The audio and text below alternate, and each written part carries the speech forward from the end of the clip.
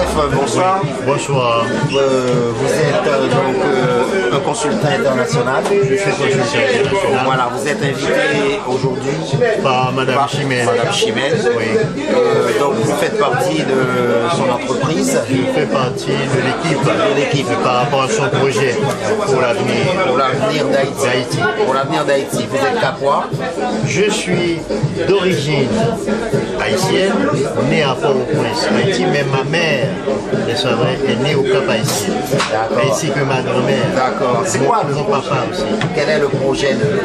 Vous savez, le projet de Chimène, c'est un projet vraiment grandiose pour la République d'Haïti. Par rapport à des centaines d'hectares de terre qu'elle arrive à mettre en valeur. Donc, d'accord. C'est un projet vraiment grandiose pour la reconstruction de notre ville. Donc, c'est rare de rencontrer des gens qui pensent comme Chimène. Ça, c'est sûr.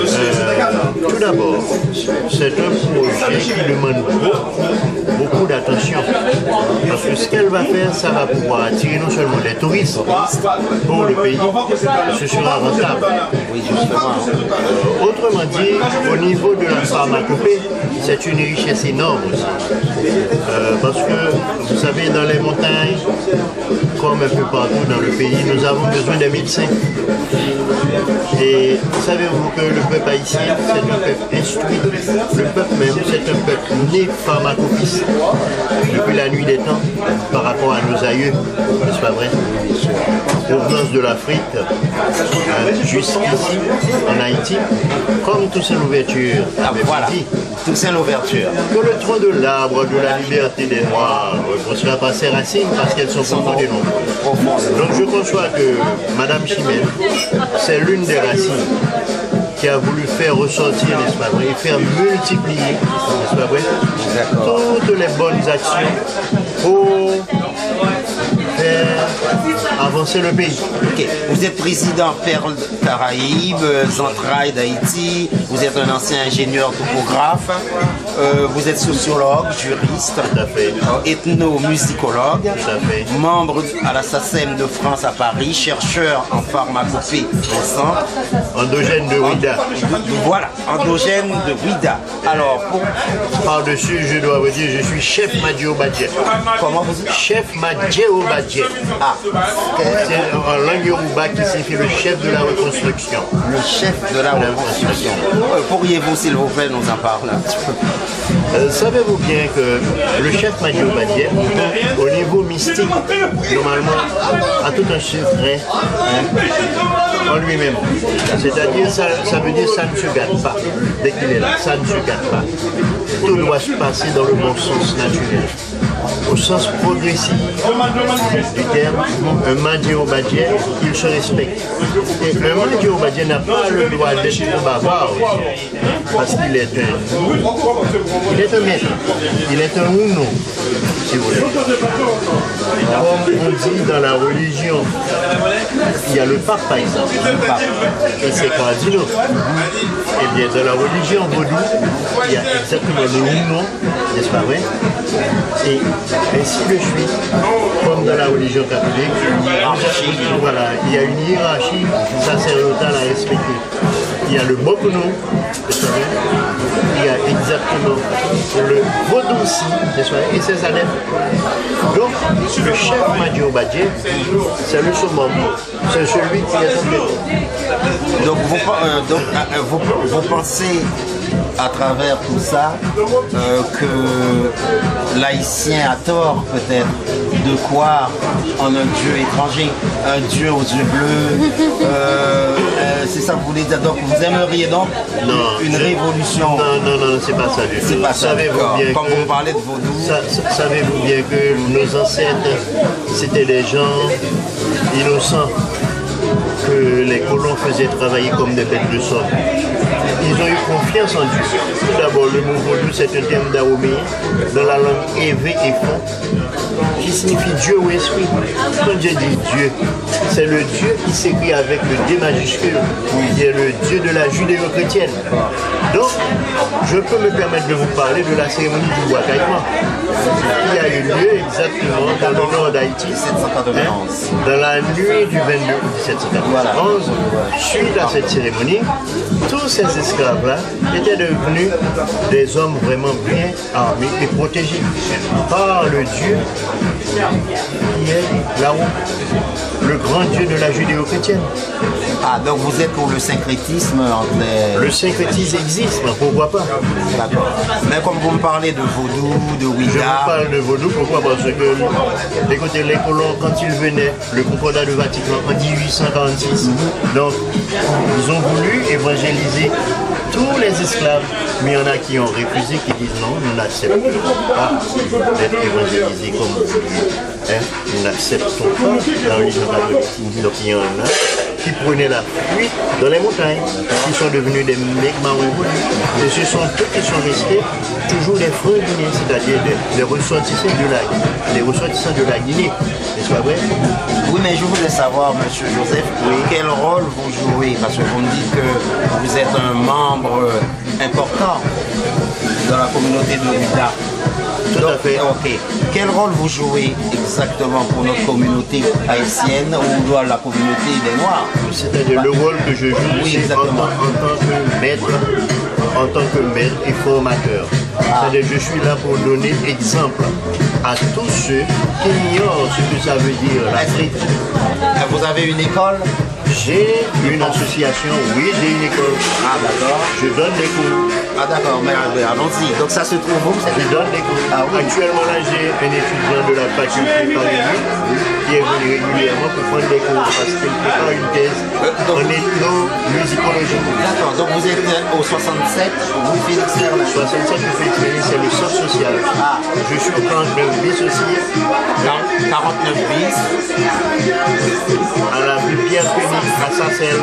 Ah, vous êtes à Sarcelles. Pour vous joindre, on peut téléphoner à ces deux numéros. donc pour vous joindre, monsieur Joseph, on vous appelle au 06 09 25 43 74. Voilà, c'est ça. Ok, au 06 95 14 70 02. Voilà. Ok, d'accord. Donc vous avez une école. J'ai une école de formation. Nous donnons des cours. Des cours de quoi? De spiritualité africaine? Sur la théologie en général, n'est-ce pas vrai? Et en même temps sur la culture africaine. Au niveau de la pharmacopée. Okay. Donc vous pourriez nous parler de votre association Perle Caraïbes, Entrailles d'Haïti. Qu'est-ce que c'est? L'association Perle Caraïbes, c'est une association qui regroupe tous les ressortissants de la région des Caraïbes et les habitants de la France métropolitaine qui le désirent. Qui le promouvoir la culture. Vous savez que la culture est vaste. Nous, qui sommes des Haïtiens, nous sommes premier tournoi francophone indépendant de la Caraïbe.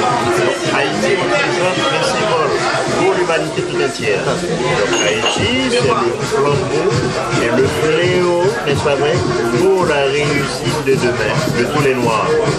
À partir d'Haïti, il y a un exemple qui a été tracé et les Noirs doivent se suivre. Vous savez, c'est pourquoi j'ai bien écrit, par exemple, le carnaval tout dernièrement, 2013.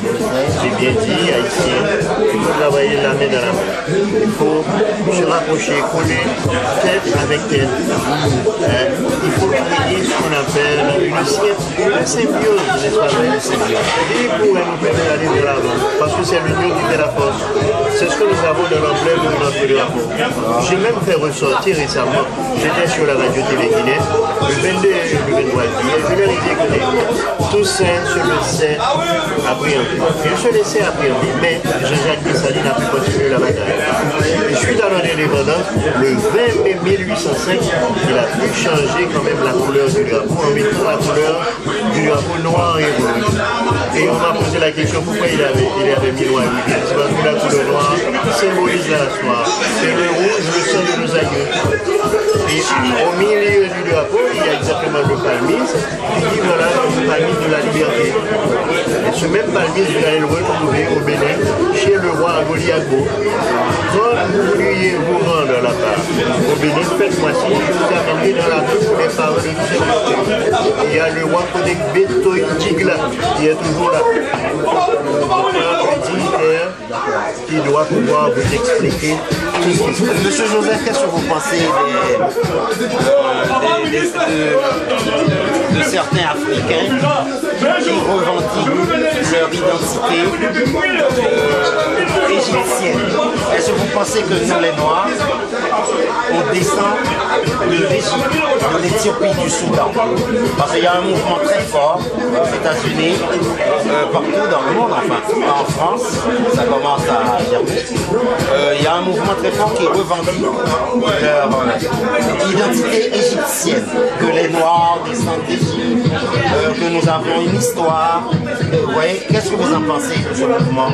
Savez-vous bien que tous les Africains reviennent de ce continent qui est vraiment l'Afrique? D'accord?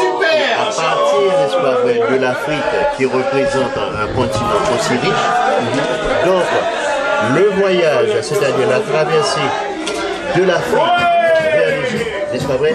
C'était tout à fait normal. Parce qu'il y a eu des échanges à l'époque. En allant vers la vallée du Nil, il y en a qui restent tellement dans le froid, donc il y en a qui ont perdu, n'est-ce pas vrai, leur pigmentation. Ils sont devenus clairs. Mais vous savez que l'Afrique pure, n'est-ce pas vrai, c'est un continent aussi riche et vivant. Donc il y a une certaine cohérence à partir du Bénin, par exemple, à l'Égypte. Toute l'Afrique, n'est-ce pas, traverse l'Égypte, les Égyptiens reviennent vers l'Afrique. Donc, il n'y a pas de différence. Ok, eh bien, Monsieur Joseph, franchement, on a fait une très très belle rencontre ce soir. Merci. Vous êtes un grand homme. Merci. Et je suis fier de vous avoir interviewé. C'est un honneur pour nous, pour KemSeaTor. Monsieur Luc, peut-être a quelques questions. Comme vous êtes animateur à notre émission KemSeaTor. Je vous rappelle que KemSeaTor, c'est une émission de connaissance et de culture qui se passe tous les vendredis sur Haïti Média Télé. Donc de 16h à 18h. Alors monsieur Luc, je vous laisse la parole. Non, mais vous aurez quelques questions. Je n'ai pas grand chose à dire. Pour poser à monsieur Joseph. Pour terminer, je dirais que nous aurons l'occasion de l'inviter et par conséquent de lui poser des questions qui me sont personnelles, mais des questions pertinentes pour voir quel est le personnage.